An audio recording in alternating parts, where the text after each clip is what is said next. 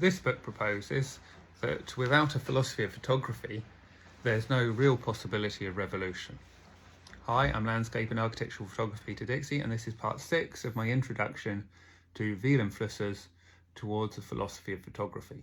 Now, before I get into the next essay, I'd like to take a little time to consider the state of photography when this book came out, which I believe was in 1983.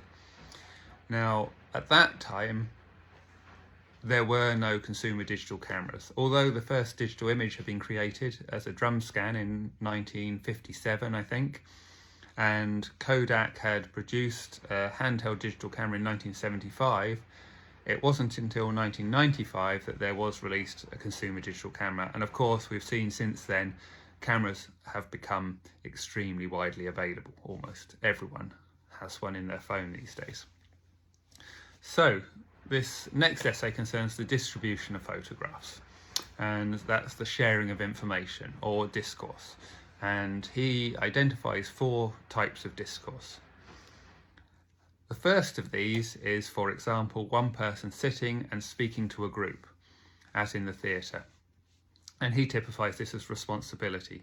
The second is the passing of a message along a chain from relay to relay, and he typifies this as authority. The third involves separate dialogues, each aiming to improve the information that they then share between them in a continuous discourse, and he typifies this as progress and science. And the final type is sending the information out into space. So this is broadcast media, radio and television, that sort of thing. And he says this is the mode that photography employs for massification.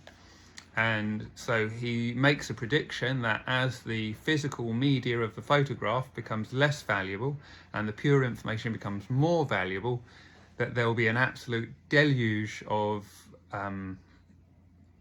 photographs in the world, and it's what we see now, and there will be thousands upon thousands of channels available to distribute those. And this is what you can see if you look at social media. If you look at Instagram, a lot of people posting to their own channels every day. The same with YouTube, the same with all sorts of other social media for all sorts of purposes.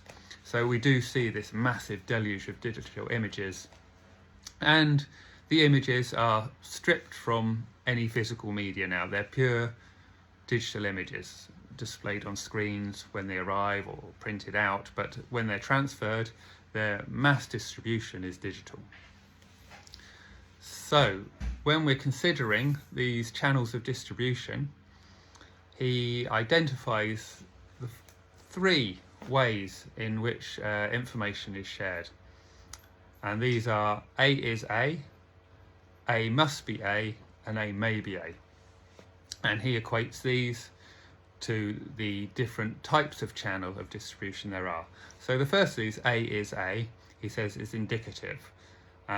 This is related to what is true, what is correct, and this is scientific, science.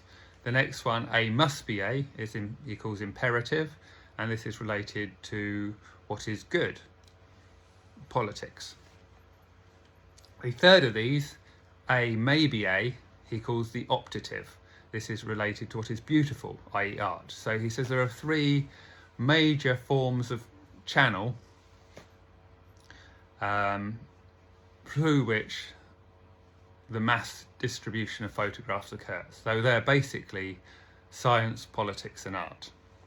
So the photographer needs to use the channels able to, 1, send their photographs out into the world, and on the other hand to receive income if they want to make a living from photography.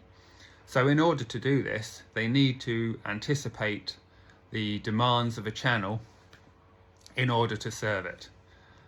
But he suggests they also wish to show their difference or their individuality, or to as in their relationship with the camera, to add a human element. There's something outside the expectation of the camera, outside the expectation of the channel. So they'll always try to include something subversive, something different, and this creates a tension between the photographer and the channel.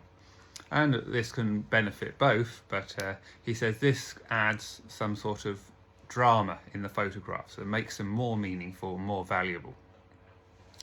But at the same time, he says that the massification of photographs, the huge number that are produced, as he says, a deluge, means that there are more conforming photographs. So he throughout the book distinguishes between ordinary photographs and photography. So he talks about photographs being superfluous, irrelevant. They're just repeating what's expected. So they don't offer anything new to the practice of photography. So he says these will dominate, and as they dominate, they will kind of overpower the message of any individual photographer, but also they serve to make the channel itself invisible. So we cease to be able to see the operation of the channel as affecting the signification of the images. And then photographers are doing what he calls photography, this is like particularly trying to find new moves in the game of photography, will have to try to override this. And that's what creates a tension that creates interest in photography. Now, he sees these channels as kind of also a sort of program, and their job is to create a new magic that has an influence over people who receive photographs through them in a sort of feedback loop. So the people act according to the channels, and the channels reprogram the people in a continuous cycle. So as he said before with the camera's role is to create a program that reprograms the behaviour of people and societies for its own development, similarly with the channels. But this happens in a pernicious way because if there's no criticism of the role of the channel in defining the meaning of the image, we miss the point at which we would be able to analyse things in such a way that we understand the effect. And if we don't understand the effect of how photographs can reprogram society, we don't understand anything.